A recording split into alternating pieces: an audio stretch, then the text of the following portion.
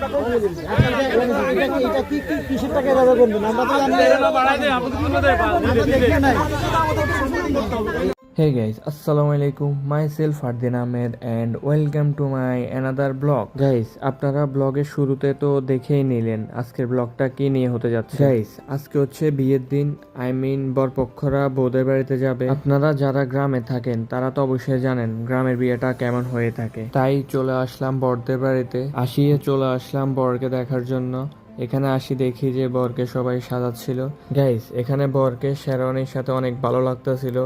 আপনাদের কাছে বরকে কেমন লেগেছে প্লিজ কমেন্ট করে জানাবেন। সো গাইস, এখানে বরের কয়েকটা ছবি তুলে আমরা বেরিয়ে পড়লাম বউয়েদের বাড়ির উদ্দেশ্যে। সো গাইস, আমি ব্লগ যেহেতু সিরিয়াল মেনটেন করে দিই তাই আপনারা বাকি ব্লগগুলো সিরিয়াল অনুযায়ী পাবেন। গাইস, কথা বলতে বলতে বেরিয়ে পড়লাম বউদের বাড়ির উদ্দেশ্যে। সো গাইস, আমরা বেরিয়ে পড়লাম একটু আগে। সবাই আসতেছিল কারে করে, আমরা বাইক নিয়ে বের হয়ে যাই। এখন হয়তো আপনারা প্রশ্ন করতে পারেন সবাই কারে করে আসলে আমরা কেন বাইক নিয়ে যাচ্ছি। কারণ আমার মামা বর চাচ্ছিল বিয়ে তো জীবনে একটাই হয়, তাই স্মৃতি ধরে রাখার জন্য কয়েকটি ভিডিও নেওয়ার জন্য আমাদেরকে আগে পাঠিয়ে দেয়। তাই আমরা আগে এসে ভালো একটা স্পট খুঁজে দাঁড়িয়েছিলাম গাড়ি আসার অপেক্ষায়।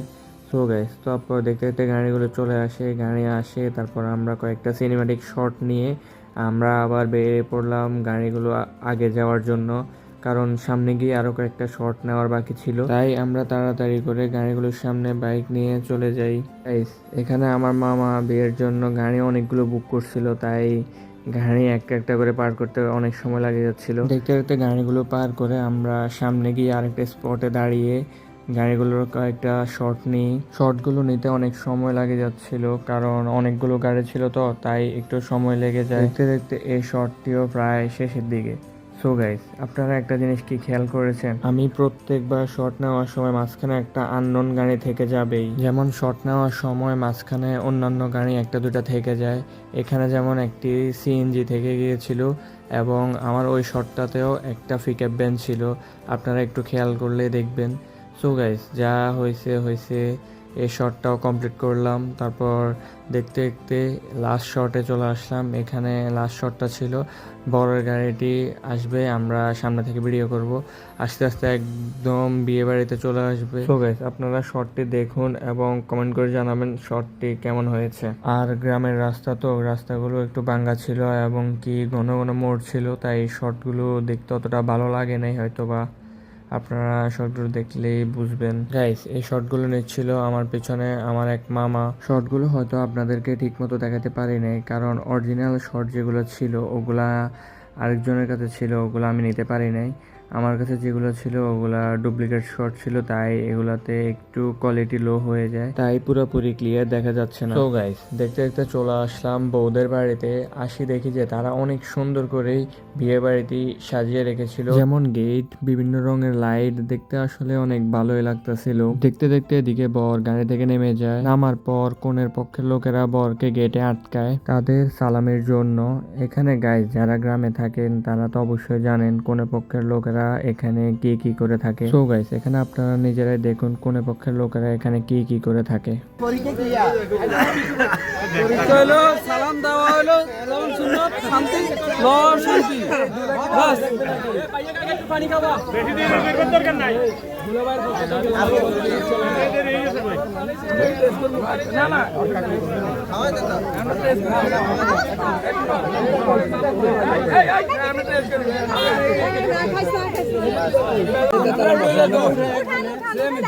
আচ্ছা, আমরা সবার সামনে দেখাচ্ছি, দুলের পক্ষ থেকে উঠে দেখা দিচ্ছি। ভাইয়া উঠাক, আমরা তো ভাইয়ের সাথে কথা বলবো, এখানে অন্য ভাইয়া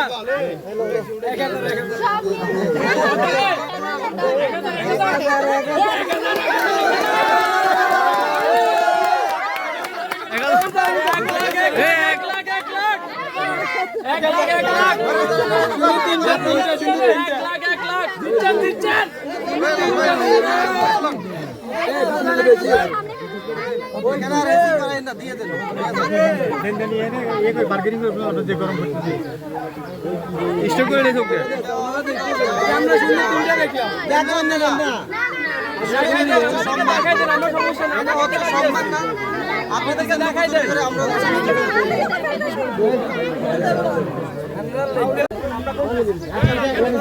এটা কি কিসের টাকা দাদা করবেন আমরা তো জানি না বাড়াই দেই আপনি কি মধ্যে দেখে নাই সম্মানী দাদা অনেক সম্মানী দাদা আমি বলে দিতেছি আল্লাহ এভাবে 1200 টাকা আমরা দেখলাম আমরা দেখব আমরা ভাইয়ের সাথে কথা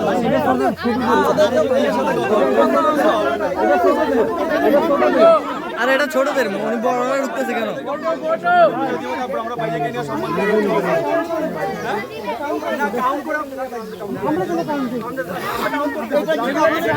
সো গাইস কোনো পক্ষদের ডিমান্ড পূরণ শেষে চলে আসলাম ভিতরে। এখানে আসি দেখি যে সবাই বরের সাথে ছবি তুলতেছিল। আমিও এখানে বরের কয়েকটা ছবি তুলে চলে গেলাম ভিতরে। আমি আসি একটু ঘোরাফেরা করে দেখলাম তারা বাড়িটি আসলে অনেক সুন্দর করে সাজিয়েছে। সামনে সবাই ছবি তোলার জন্য একটি জায়গা তৈরি করে রেখেছিল এবং কি ভিতরেও এখানে পুরুষদের জন্য খাওয়া দাওয়ার ব্যবস্থা করা হয়েছে। দেখতে আসলে অনেক ভালোই লাগতেছিল। সো গাইস দেখতে দেখতে এদিক দিয়ে বের হয়ে সামনে চলে আসলাম। এখানে আসি দেখি যে রান্না বান্না এখানে হয়েছিল। তো আমি একটু হাঁটাহাঁটি করে দেখলাম চারদিকে। সো গাইস দেখতে দেখতে তাদের পুরো বাড়িটি দেখা হয়ে যায়। গাইস এদিকে আসি দেখি যে এক আঙ্কেল সবাইকে ফ্রিতে চা খাওয়াচ্ছিল। আমিও আঙ্কেল থেকে এখান থেকে এক কাপ ফ্রিতে চা খেয়ে নিলাম। গাইস ফ্রি ফেলে কি কোনো জিনিস ছাড়া যায়, তাই আমিও এক কাপ খেয়ে নিলাম। সো গাইস এখান থেকে চা খাওয়া শেষে চলে গেলাম ভিতরে খাওয়া দাওয়া করতে। খাওয়া দাওয়া শেষে আমি আর আমার ফ্রেন্ড একটু তাড়াতাড়ি বের হয়ে যাই একটু ঘোরাঘুরির জন্য। এদিকে আমার মামারা খাওয়া দাওয়া করে বাকি কাজগুলো কমপ্লিট করে বউকে বাড়িতে নিয়ে যায়। সো গাইস আজকের ব্লগটি এ পর্যন্তই। দেখা হবে অন্য কোনো ব্লগে। ততক্ষণ পর্যন্ত ভালো থাকবেন। আল্লাহ হাফেজ।